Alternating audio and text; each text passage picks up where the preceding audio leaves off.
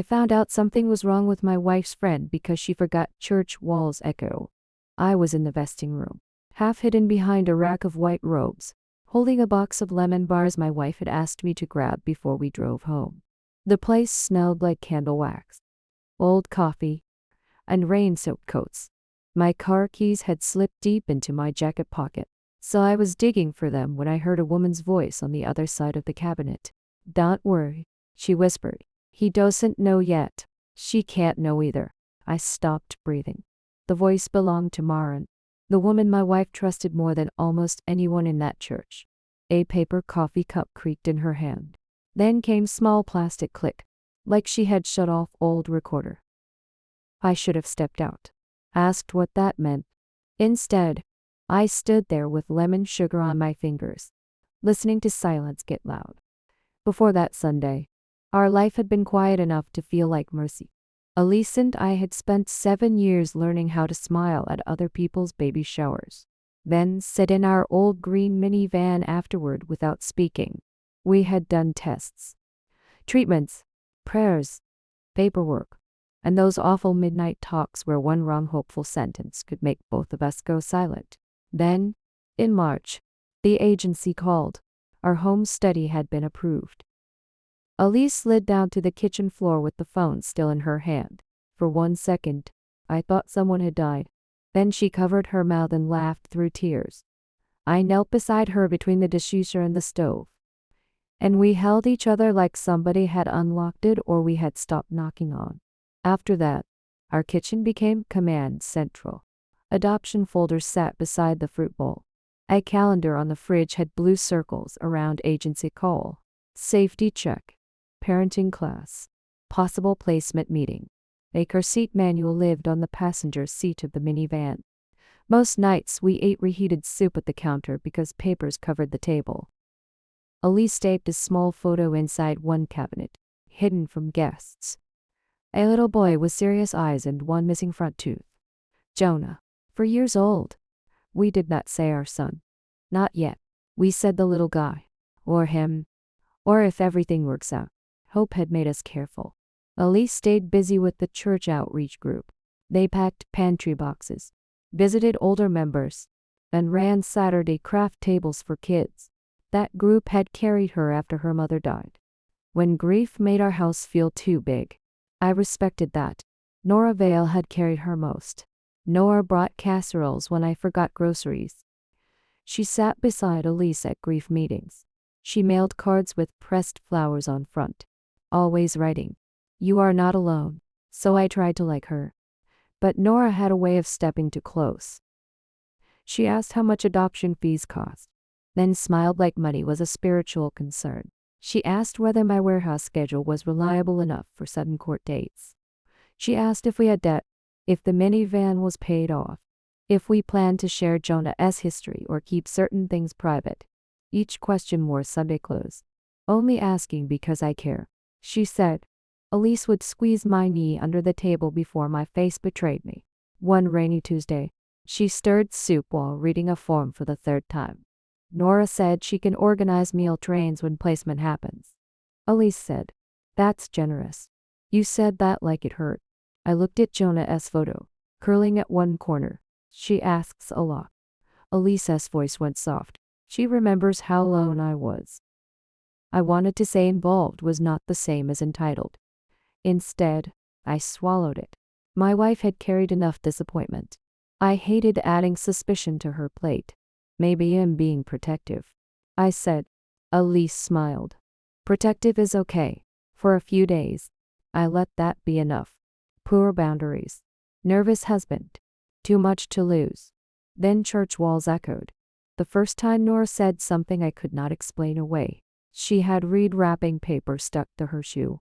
It was a Saturday morning in the church basement, 2 weeks after our approval call. The outreach group was packing birthday boxes for kids in foster care.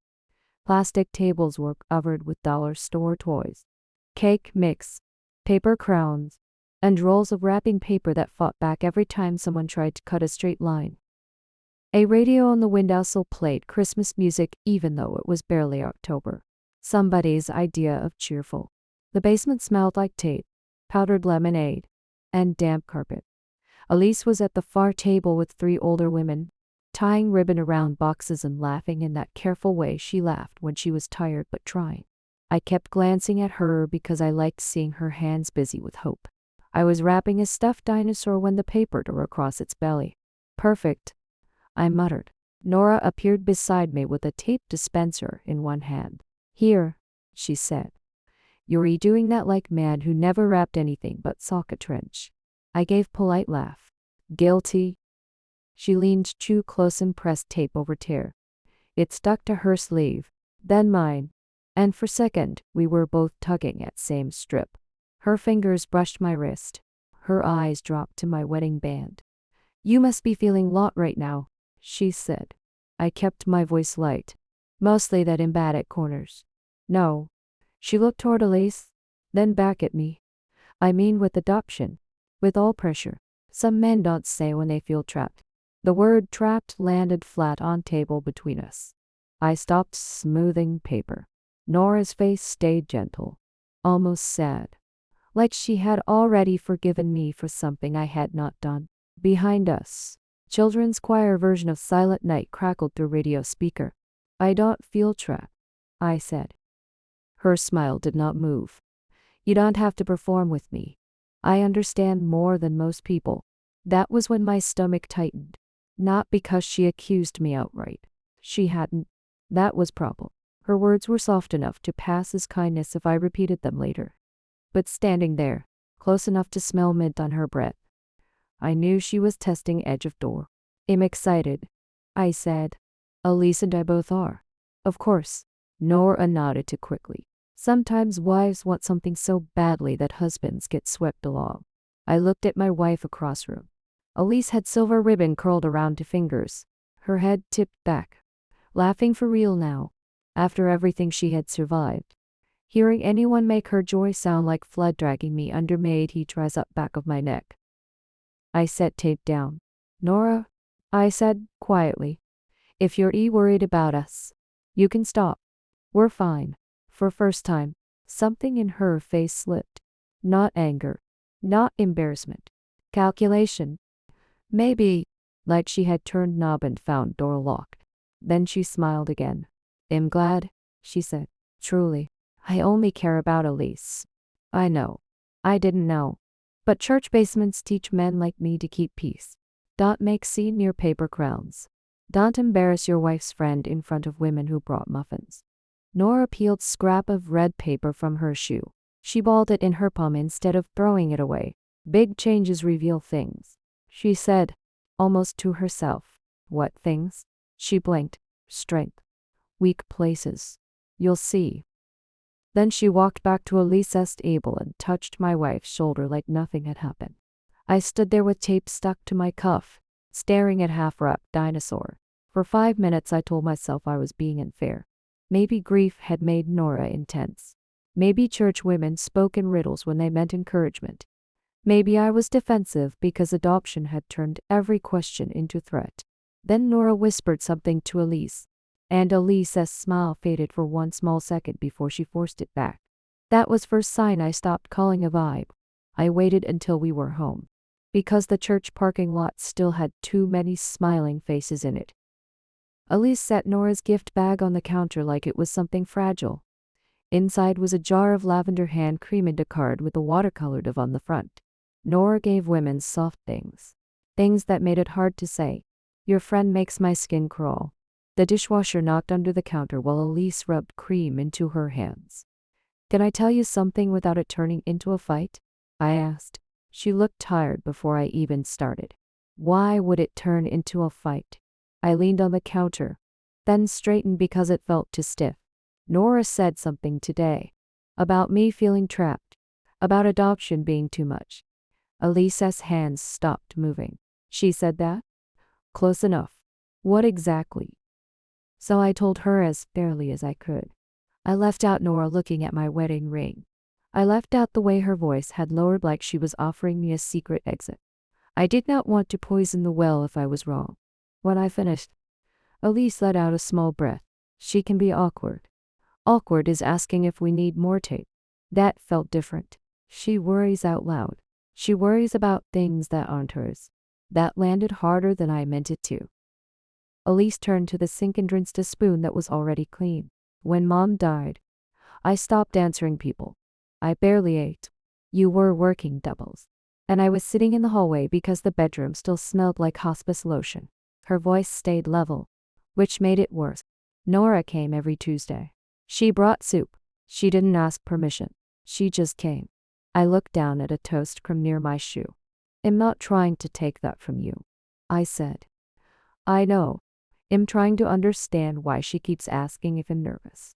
If our marriage is steady. If we've told the committee everything. Elisa's shoulders tightened, and I hated myself for putting that weight there. That same small knot had lived in our house through every negative test, every appointment, every polite letter that said we were still waiting. So I backed off.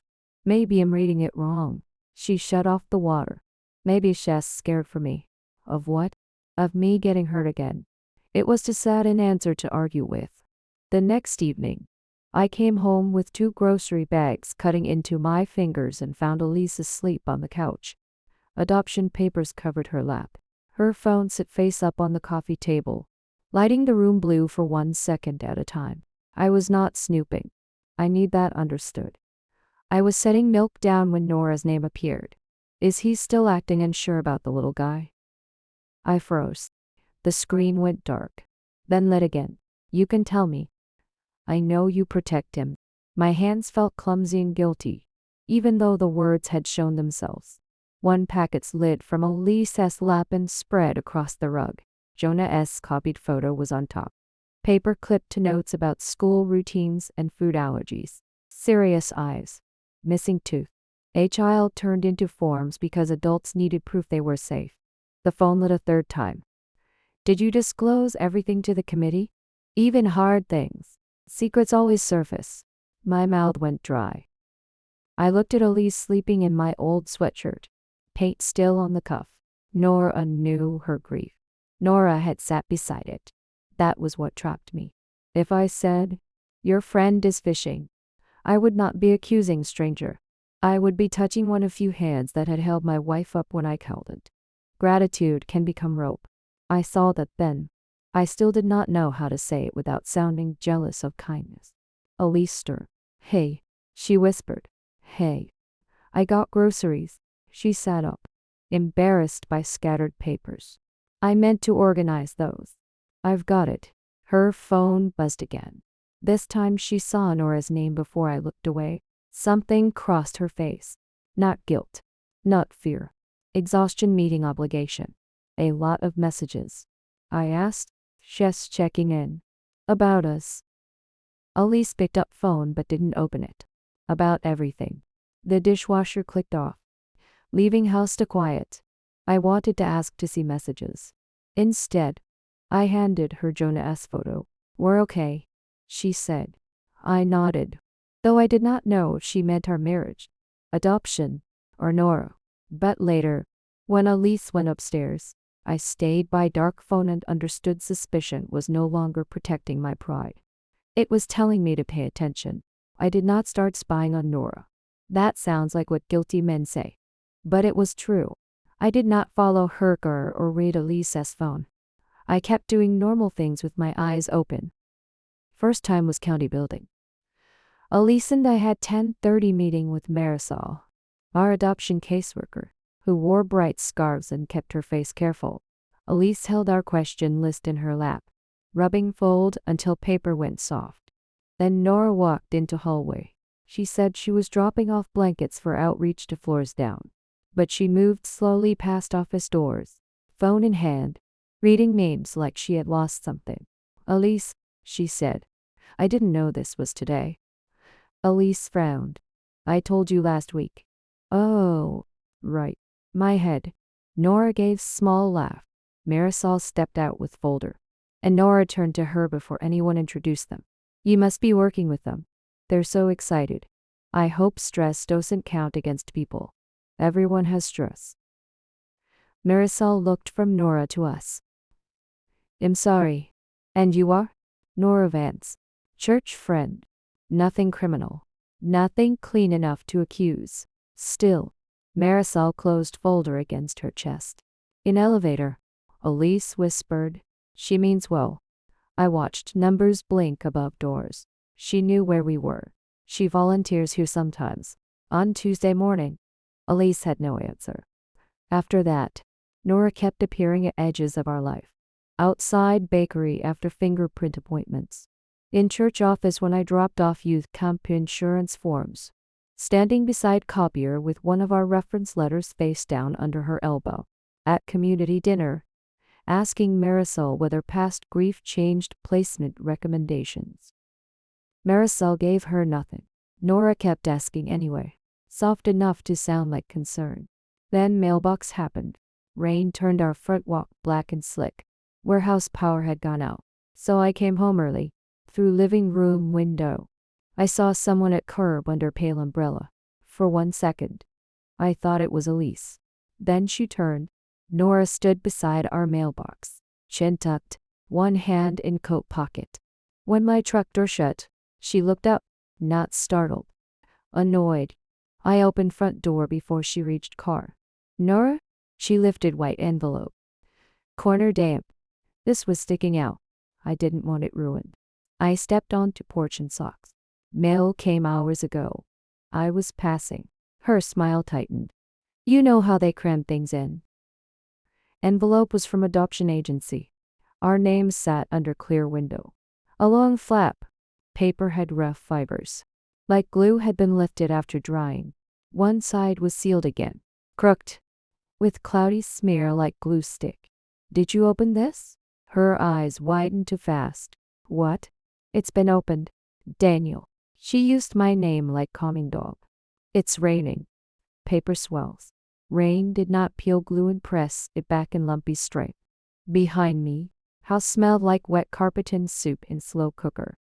Elise's phone buzzed on counter. Normal home sounds kept going while my hand tightened around envelope. Nora lowered umbrella. "Be careful." "With what?" "With assuming everyone is against you. Adoption can make people feel watched. It changes men." There it was. Men, stress, weak places. I looked up at doorbell camera above trim. Dead. No light. I had forgotten to charge battery. Nora followed my glance. For first time, softness left her face. Then she smiled at house. "Not me. Tell Elise I checked on her." She drove off slow, tires hissing through gutter water. Inside, I opened envelope with shaking hands. Maybe rain had loosened it. Maybe post office had mangled it. Maybe Nora was lonely woman with bad boundaries. Letter said our next review had been moved up. No reason. No warning. New dates circled in ink that was not ours. I heard Nora say my marriage would not survive while I was holding paper plates shaped like sunflowers. Saturday morning. Church annex smelled like coffee, carpet cleaner, and old crayons. Elise was helping Marisol set up donation bins near front doors. I was in supply hallway hunting for napkins when Nora's voice came from around corner.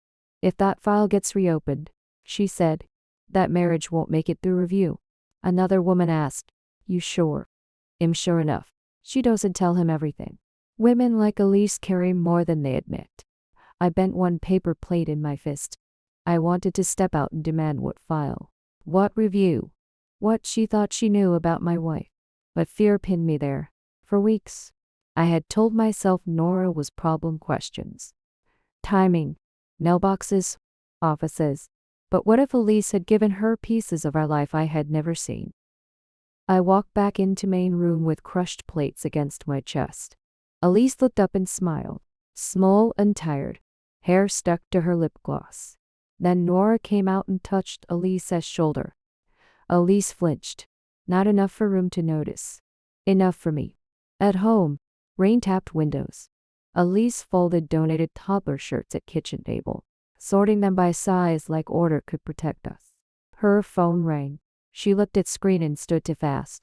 "I'll get it," she said, walking into laundry room. Washer was off. Dryer was quiet. I heard her voice break. "No, I can't keep doing this. Daniel notices everything." My stomach dropped. I pushed door open. Elise stood between washer and dryer. phone clenched in one hand, other over her mouth. A towel had fallen from basket, half in, half out. "Who is it?" I asked. She lowered phone. Call ended. "No one." It was first lie she had ever told badly. "No one doesn't make you cry in laundry room." "Please don't start," she whispered. "Start what?" I found our adoption letter opened. Nora keeps appearing where she shouldn't. Today I heard her say if our file gets reopened, our marriage won't survive. Color left Elisa's face. So she knew. That hurt before I even understood why. "What did you hear exactly?" she asked. I laughed once. "Empty. That's your first question." "Daniel." "No. Don't manage me like I'm unreasonable. Tell me what she has on us."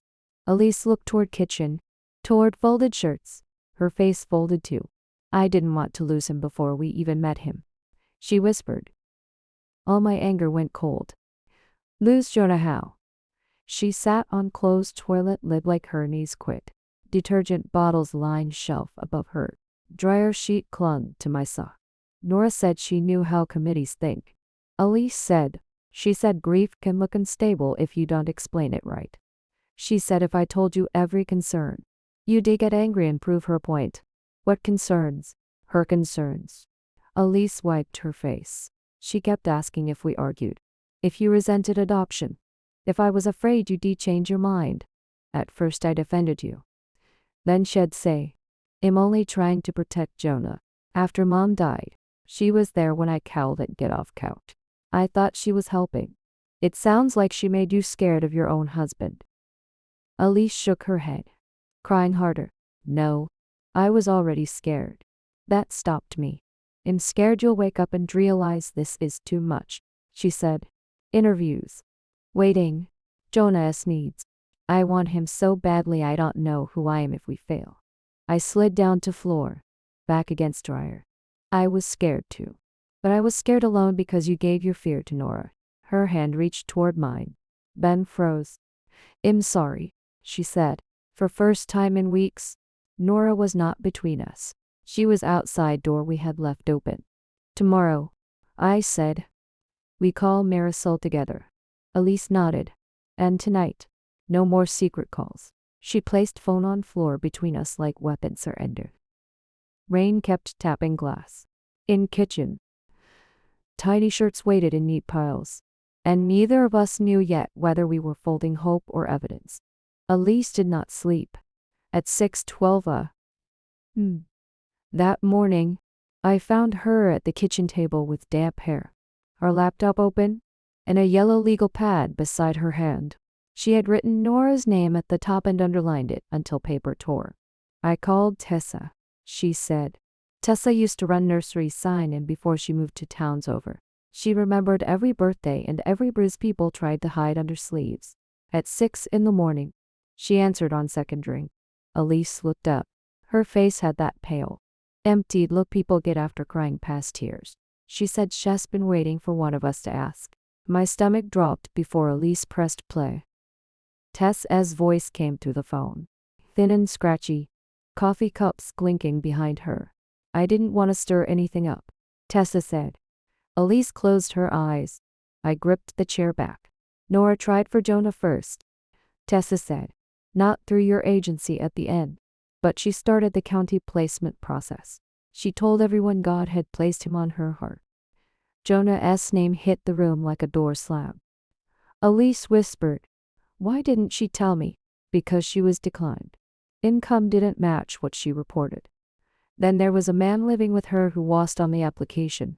Someone recognized him from a police call at her apartment complex. Nothing huge in court, but enough red flags. I sat down slowly. Chair legs scraped tile to loud. Elise opened her notebook. Dates filled half the page already. Nora by our mailbox. Nora in the annex hallway.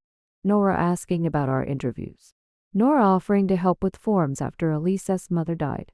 When she came back, Tessa said, she claimed she'd made peace. Then she heard you two were being considered for the same child. She asked if Marisol knew Daniel worked nights. Asked if Elise had depression history. Asked whether couples ever got denied for hiding conflict. My mouth went dry. Elise stared at the phone. She was building something. She tried. She wanted people to say they'd seen stress. She'd ask softly, like she cared. If someone gave her nothing, she moved on. I thought of Nora's eyes on my wedding ring, her voice in the wrapping room. That careful line about men feeling trapped, not comfort. Bait. She was recording me, I said. Elise turned. In the coat room. First night. I heard her near that old recorder. He doesn't know yet. She can't know either. I thought. Shame burned up my throat. I thought you had a secret. Elise reached for my hand under the table. This time she did not freeze. Tessa's voice softened. That line was probably about Marisol. Nora said once the caseworker didn't know she'd had contact with you. She was scared if the agency found out. She'd be barred from any future chance. Future chance, I repeated. Not love. Not friendship. Not concern. A woman had been standing close enough to our grief to measure it for weak boards. Elise opened her email. Her fingers shook so badly she missed the keys. In her draft sat a message she had started the night before and never sent. Subject line: concerns about outside contact. Below it, she had listed everything she remembered. Deleted half of it. Then typed, I don't want to accuse someone who helped me. She covered her mouth. I pulled out my phone and found the photos. The crooked envelope. The glue smear. Nora's car by our curb, half hidden by rain. I had taken them not knowing if I was paranoid or prudent. Send it, I said. Elise looked at me. No more protecting her from consequences. She nodded once, small and broken, then added my photos to the draft. I watched her type one sentence at the bottom. My husband and I are reporting this together. When she hit send, nothing dramatic happened. No thunder. No siren. Only dishwasher hum and the refrigerator clicking on. But the whole house changed.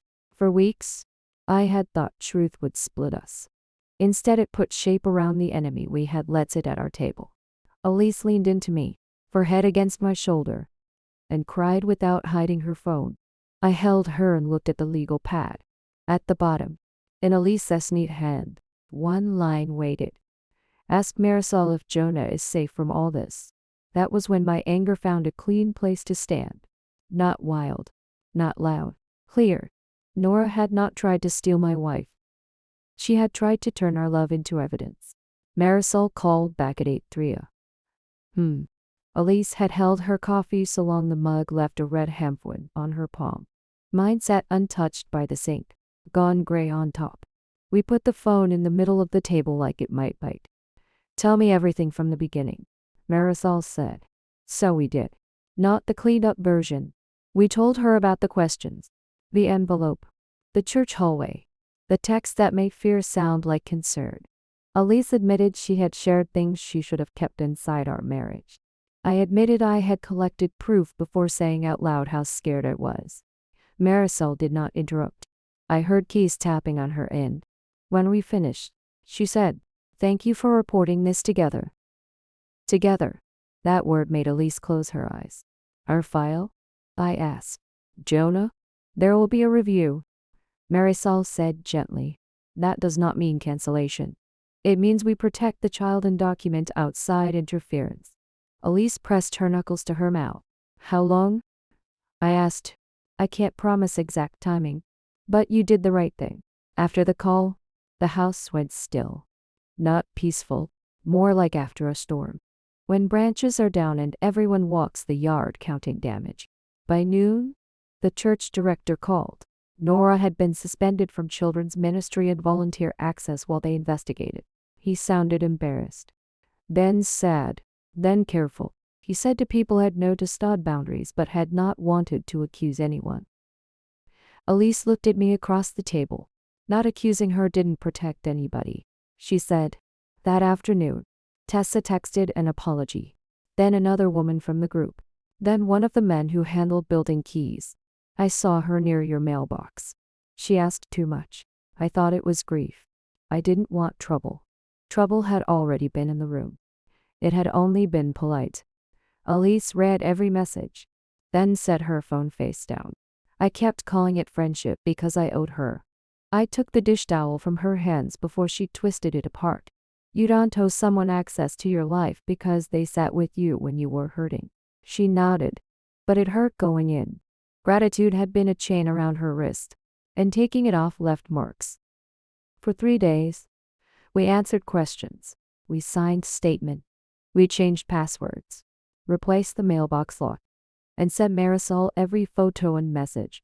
I put a fresh battery in the doorbell camera with shaking hands because anger needed something useful to do. That night, I found Elise in Jonah's room, sitting on the floor beside the crooked car seat I had failed to level twice. A tiny jacket hung on the chair, sleeves limp. I was afraid wanting him made me weak, she said. I sat beside her. Wanting him made us parents before papers caught up. She leaned into my shoulder. No phone between us. No whispered counsel. No borrowed fear. The review delayed us 2 weeks. Those 2 weeks felt longer than the first year we waited. But nobody took Jonah from our file. Nobody called us unstable. Marisol said truth had weight. And ours held. When we finally met him, there was no music. No perfect light. Just a small boy in dinosaur socks refusing to let go of a plastic truck.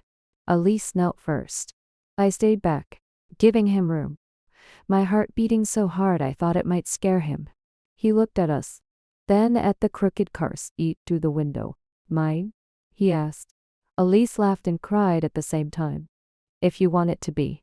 The first time Jonah slept in our house, Elise and I stood in the hallway like burglars afraid to breathe.